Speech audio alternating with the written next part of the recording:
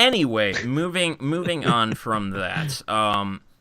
So Mark, how's it going? Oh, it's going.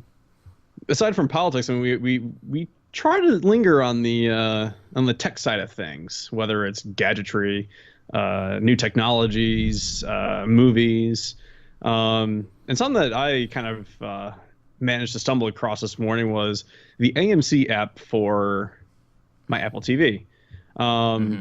At first, I saw something. I was like, "Oh my God, there's no sign-in required for this. I can watch episodes." And so I started watching Rectify season 4, episodes 1 and 2. Watch them, which we also talked. Yeah, we recently talked about season and they're fucking 3. great, by the way. So once that gets released, you should look forward to it and watch Rectify. It's fantastic. And then I got to season 3, or season 3, excuse me, episode 3. Started watching, or tried to start watching it, and it prompted for a sign-in required. And I was like, God damn it, I'm so upset. But I don't know. It made me hopeful. I did some research on this because I was like, oh, Sundance is owned by AMC. Had no idea. AMC is not owned by anybody. Like, they're not a part of Time Warner or NBC or Comcast. And I'm really hoping that from what I at first hoped I had, which was like new content from AMC available to me on my Apple TV, I hope they make that step because they could definitely, sell an app. It's like you completely neglected a ramble from a year ago, and I don't require you to actually remember that. But I don't remember jack shit. So, so I brought this up when I was watching The Expanse and pretty hyped for The Expanse returning, and I think that show is phenomenal sci-fi, and I still hope that at some point you might watch it since the first season's only 10 episodes. What's that on? Sci-fi? Huh? Yeah, sci-fi. Channel? Okay. And I think that the issue to this that I brought up originally was that this is an issue for people with roommates, because typically one person handles the bill. You have one cable package, you have one internet package, and then if the other person who doesn't handle the bill wants to watch AMC or Sci-Fi, then they have to have the sign-in information for the other person. Yeah, you're right. I don't remember that at all. So, you're stupid. My memory is shit. So I think that's a huge issue. And if those cable providers want to confront that, then that's cool. But I think that otherwise this isn't the solution, because the cable providers could basically be like, and have a sub-account, But I don't think most of these have sub-accounts. Right. Your big ones, Comcast, Time Warner, but like where I live, there shouldn't be. Local I doubt provider. It. Exactly. Yeah. It's neat. It's kind of a neat workaround to kind of get better metrics, but I think there's still huge flaws to it. It's just interesting, I believe, I'm pretty sure I've got this correctly. If you share your Netflix account with someone that's not in your household, it's technically illegal, but everybody does it anyways. Which is just, I don't say everybody does it anyways, but if you talk to somebody that has a Netflix account, I'm sure they know somebody or that has their credentials. So it's just like, it's having somebody's credentials as opposed to only one person can watch one Netflix account at a time, and then you can add more ability to view by upgrading your account. Right. Exactly. I think my account currently, if 2 people are watching it, then that's maxed out. I think you can have up to 5 people with the most. It was like $15 a month or whatever. Basically, if someone in my family had my credentials right now and I was watching Netflix and they started watching, one of them would crash. Right. You would not be able to watch simultaneously on 2 separate devices. So what brought that up, or at least not without a clever workaround. Right. With these these cable app subscriptions, AMC, ABC, TNT, whatever, not so similarly, but similarly at the same time. Basically, all I need is someone who has a cable provider like Time Warner or AT&T, whoever that actually has these channels, sign into their account and activate my device.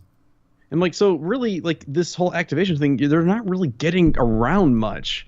I'm still watching these shows that I am technically not paying for the channel. I mean, somebody is. So it's just like they're kind of still losing out on money on that. And in retrospect, let's say if I just purchased the app itself, like they're still getting their advertisements, and I'm still paying X amount per month, and I would have never asked for the sign-in credentials. It's just interesting how. So this kind of brings me back to when we were talking about movie theaters and how they need to start adapting or et cetera at all.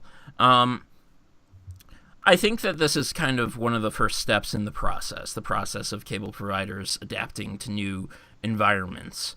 We brought it up and we constantly bring it up how things evolve incredibly slowly. They iterate fast, and this is one of the first slow steps in evolution.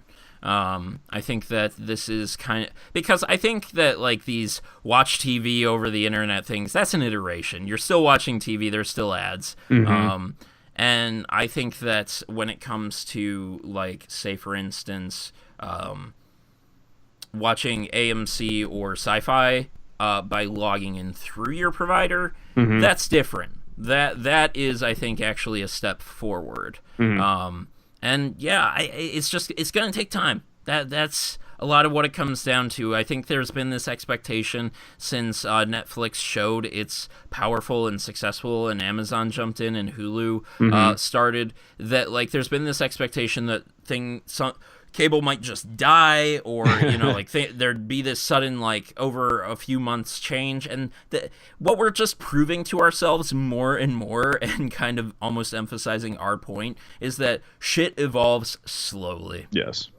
So, Mark, I think that's about it, really, that we wanted to talk about. Still a bit of a long episode. I might break it up into like 2 or 3 parts. What I want to talk about real quickly, and I think what I'm going to do is I'm going to timestamp in the comments. So for anyone who wants to watch this, basically you can jump through with timestamps.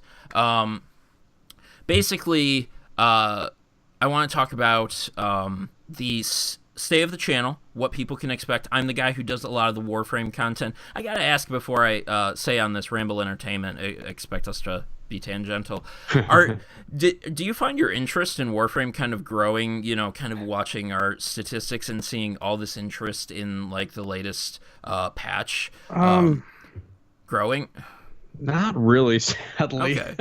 Well, I wasn't. It's cool to see like all these stats grow and like the subscriptions and whatever. So like you started playing recently, and you were kind of like fascinated by the movement system. I wasn't sure if your interest had been growing a bit. Not really. Sadly, it's still it's enjoyable. It's just nothing that I'm really finding myself longing to play. I'm not like, I want to play some more Battleboard. Jesus Christ.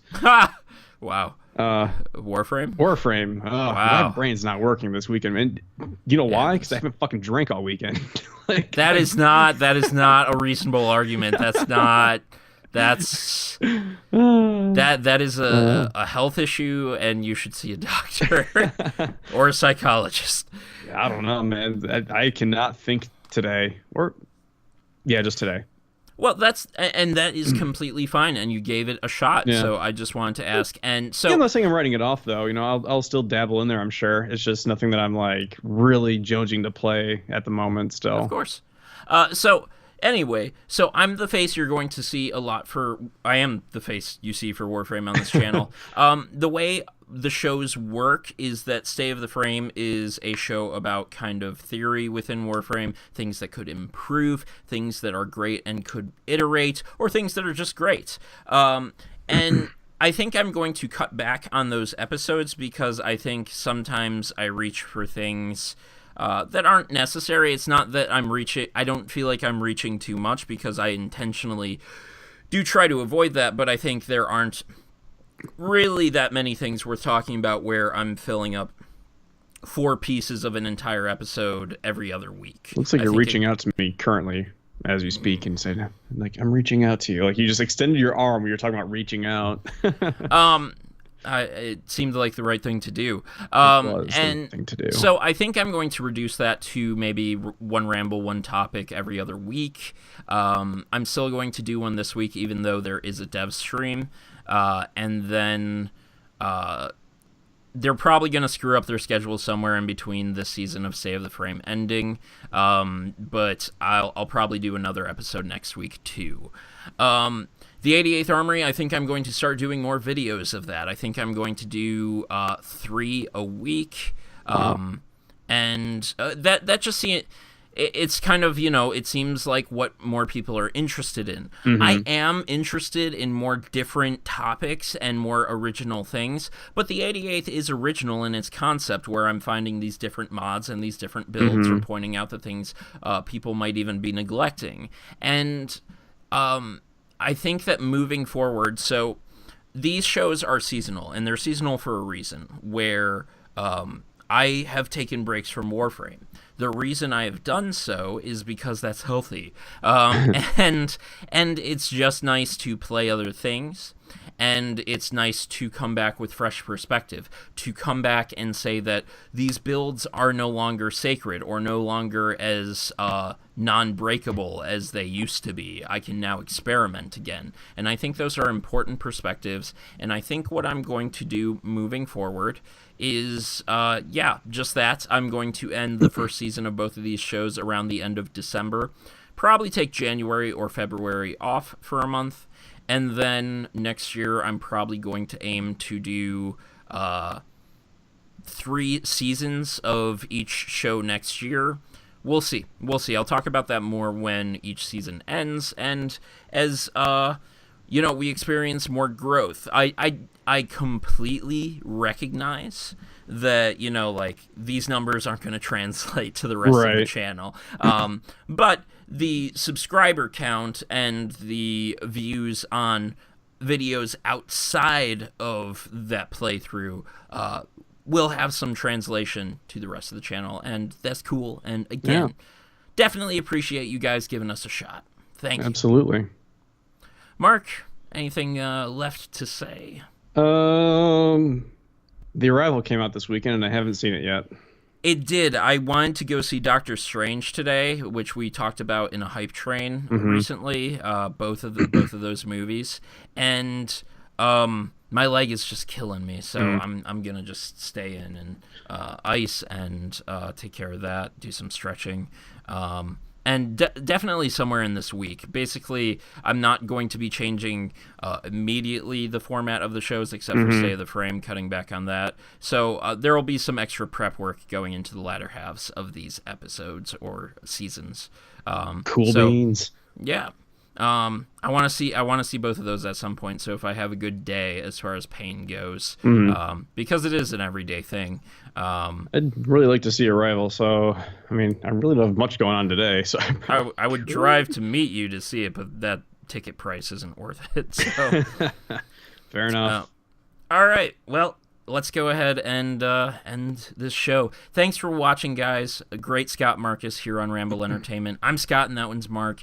And if you like what we had here, if you liked watching, do the thing. That's all I really have to say on that. And you know what that internet, if you our basic message here on Great Scott Marcus is if you like what we had to do here, do the thing. And internet, get out there and do good things. See you next time.